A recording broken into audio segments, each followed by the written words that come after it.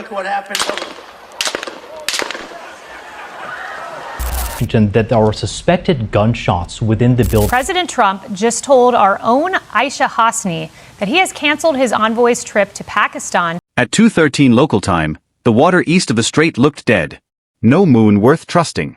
No civilian chatter on open marine bands. No fishing lights scattered across the black surface. Just 6 heat signatures moving in disciplined spacing through a corridor that had already become one of the most dangerous strips of water on Earth. The convoy carrying Witkoff was not built for spectacle. It was built for survivability. A hardened movement package. Layered escort. Electronic warfare screening.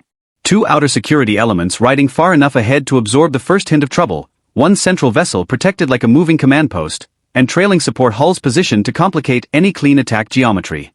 On paper, it was controlled. Efficient. Quiet. Too quiet. Bridge crews spoke in clipped phrases under red lighting, their faces washed in the glow of radar screens and tactical repeater displays. Engine rooms thundered below steel decks. Above them, mast sensors swept the darkness in mechanical arcs, hunting for patterns inside noise. The ocean had a way of making men feel large in daylight and mortal at night. This was the night version. Salt in the air. Heat trapped low over the water. A flat black horizon with nowhere to hide and too many places to die. That was the first contradiction of the crisis. Power on the inside. Vulnerability on the outside. Because a convoy does not need to be weak to be exposed. It only needs to be predictable. And in that narrow belt of water, everybody knew the timing mattered. The blockade had already pushed pressure into every channel of the region's maritime bloodstream. Commercial traffic had thinned. Insurance costs were surging. Tankers were holding farther out. Armed patrol patterns had become more aggressive, and every side in the region was watching for the moment someone decided to test the perimeter with force instead of words. That night, the test came hard and fast. The first anomaly appeared as clutter. Not a missile warning. Not a clean hostile track. Just a smear of intermittent returns near the edge of the convoy's starboard surveillance arc, roughly 30 nautical miles from the nearest recognized shipping lane. Small surfaces. Low signatures. Appearing and disappearing in the sea state. Too many to be random. Too disorganized to be conventional. Then they multiplied. One operator marked 12 tracks. Then 27. Then more.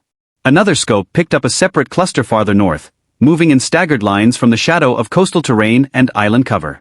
Electro-optical feeds showed nothing but black water until magnification caught the first white slashes of wake. High-speed craft. Small hulls. Running dark. No navigation lights. No legal transponders. No attempt at ambiguity anymore. This was not harassment. This was a deliberate swarm. Rough estimates came fast and ugly.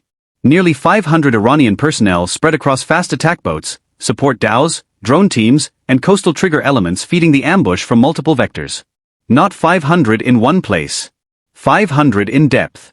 In layers. In a network designed to collapse reaction time. Some on the water. Some ashore. Some behind consoles. Some already waiting at firing points with anti-ship missiles and loitering munitions queued for the moment the convoy committed to a defensive posture. The danger was not just their number. It was their timing. At 2:17, open channel interference began to climb. Not full spectrum blackout. That would have been too obvious. This was sharper than that. Bursts of jamming. Navigation distortion. False returns pulsing across secondary displays. 1 minute of clarity followed by 8 seconds of doubt. Just enough to slow confirmation. Just enough to force commanders to ask the most dangerous question in modern combat. What exactly are we seeing? Those seconds mattered because the swarm was moving at over 40 knots. On the bridge, the tactical picture stopped being theoretical. Range closed. Formation spacing tightened. External guns were brought to ready. Counter-drone protocols activated. Overwatch aviation was vectored closer. Infrared feeds bloomed with hot engine blocks bouncing over chop. Hull after hull after hull, slicing through the dark and hard, aggressive lines. Some carried heavy machine guns. Some looked fitted for rockets. Others rode low in the water like they were carrying more than fuel and men. It was the old method updated for a modern sensor war. Overwhelm the eye. Overload the screen. Force steel to choose. The convoy commander had 2 bad options.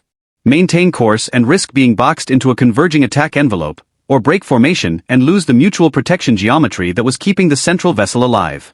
He chose the third option. He accelerated into contact. That decision changed the entire next phase. Instead of slowing under uncertainty, the escort screen surged forward and widened, trying to break the swarm's timing before it could lock into a synchronized attack. Searchlights stayed dark. Targeting systems did not. Thermal optics took over. Stabilized guns tracked moving flecks on rolling water. The engines climbed in pitch until every bulkhead carried the vibration. Men strapped into combat stations felt the shift in their ribs before they heard the order. Weapons free on confirmed hostile approach. And then the night exploded. The first bursts were not cinematic. They were mechanical. Sharp. Controlled. Measured lines of tracer stitching across black water with savage precision. A forward gun mount opened up on the lead cluster. The rounds reached before the sound fully did, walking across a hull and turning the craft into a spray of steam, fire, and metal fragments. Another boat banked hard, almost flipping under its own turn radius. One behind it didn't turn at all. It vanished in orange light. Then the swarm answered. Rockets rippled low over the water. Heavy caliber fire hammered against armor and shielding. A drone detonated above the wake line of the outer escort, showering the deck with fragmentation and burning composite debris. Alarms started stacking over one another inside the ships. Damage control circuits. Air surveillance. Electronic attack warnings. The comm voice on the internal comms never rose, which somehow made the chaos feel worse. Starboard threat. Bearing 095. Multiple contacts. Multiple contacts.